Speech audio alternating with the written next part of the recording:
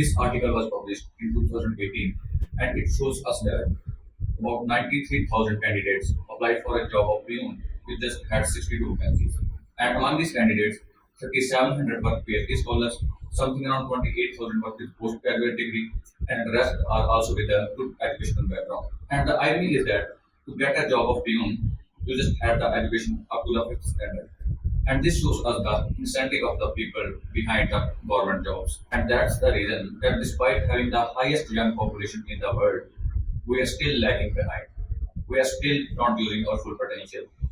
This is why the problems like corruption, caste discrimination, and dowry, it should be eradicated with the expansion of education, is still existing in our system. And on top of this, with the advancement of technology and science, new areas have taken birth, like stalking, cyberbullying, and digital frauds. So at this point, we can only blame one thing, and that is our Indian education system. Before moving forward, let me make one thing clear that I will not gonna blame either our government and their political leaders because they are not the primary reasons behind all of this. As we know, none of these things exist in the ancient times, in the age of curriculums. And still, the quality of education was well. And we got the best mathematicians, scientists, surgeons, and grammarians of the Indian history. They just don't include males, but also females. Now you might want to know how this Gurukuls are working and doing so well. Let's check it out first. In ancient times, there were schools called Gurukuls, and there were gurus residing inside these Gurukuls. These gurus used to impart education to their pupils, and their pupils are shishyas. So these gurus and their shishyas used to live together inside the Gurukuls. It strengthens a teacher-student bond, and they took classes in an open environment which connects them with the nature. Unlike our modern education system, these students were free to ask questions and discuss problems with their gurus. And what made these gurus so special was that gurus taught their students according to their capabilities and their interests.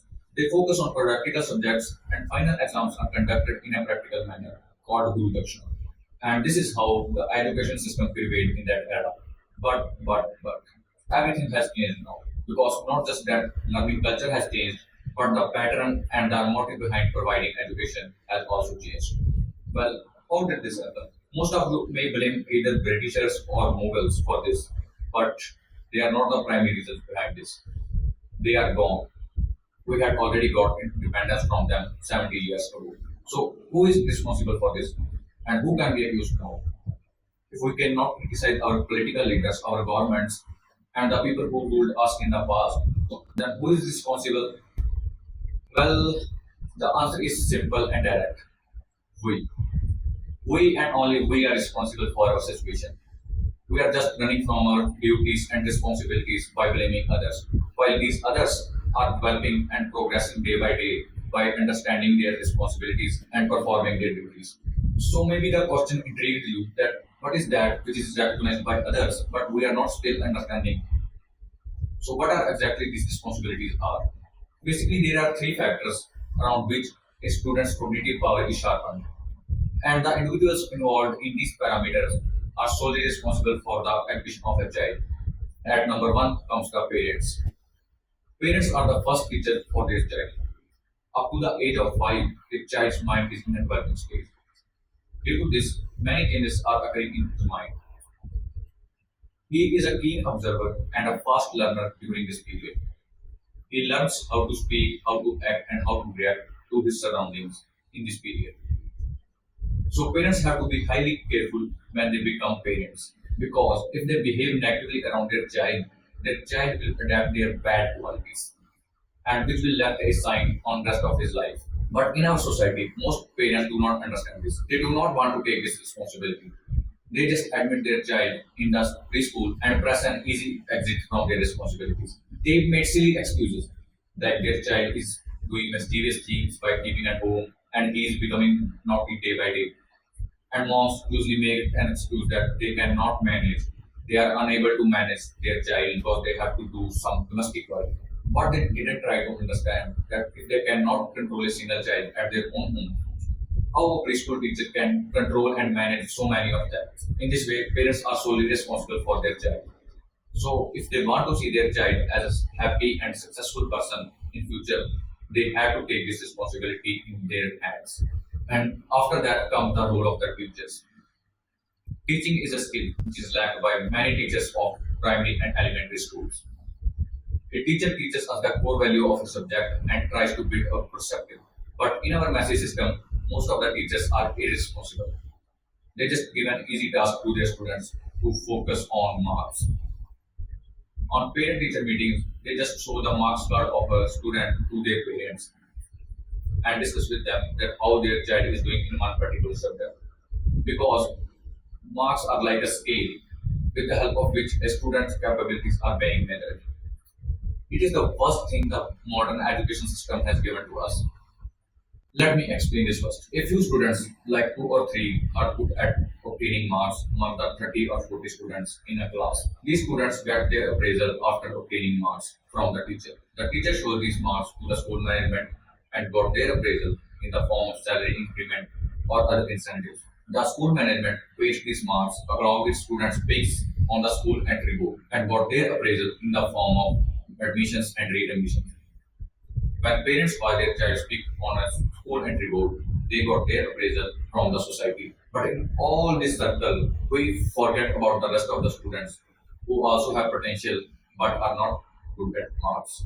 They were being pressurized both by parents and teachers. I can remember on PTMs, they were made to stand by their parents and they were made to listen the complaints from both of the sides, from their teacher's side and also from their parents' side. And not just that, on the third day, at night, after the dinner, their parents again start their lecture and their complaints and criticize them. In this way, these students were being pressurized. And this is one of the primary reasons behind increasing depression among Gen Z. If we come back to a teacher's role, they do not give a damn about students' potential and specific talent. And some teachers even come to the school for just a time pass. This is their just daily routine. I can recall when I was studying, I encountered with some teachers who taught their students while on a walk and while doing some casual activity. And I also know some teachers who spends whole the lecture on explaining how to obtain marks and they tell some silly and cheap tricks to their students. I know some teachers who support their students even in their failures. And I also know some teachers who just give the question paper before the exam to their favorite ones.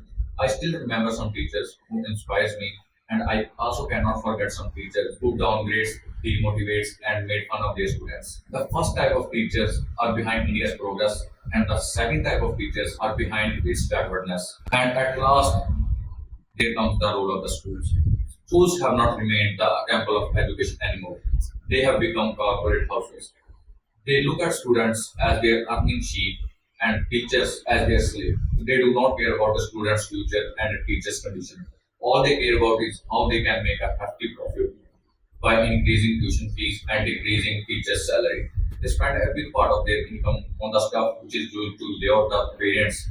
They prefer showing off than actually making their students great. They plan, act, and work more like a crony capitalist than a responsible institution. So now, if you take a close look at these three parameters, you will see that they are making an environment around the student. It is that environment which makes a student happy and successful in life, and it is also that environment which makes him unhappy and a complainer. It is that environment which decides whether a student is going to be exceptional or will he just remain a mediocre in his future. So at last, if these parameters are properly checked, we will build the next generation who creates. And if we ignore this as our past generations did, we will again get the generation who just complains. Now it is our responsibility to educate ourselves as well as the next generation. So that's all for today, guys. I hope you liked the video, not just by clicking that button, but from your heart. And I will wait for your appreciation in the comment section.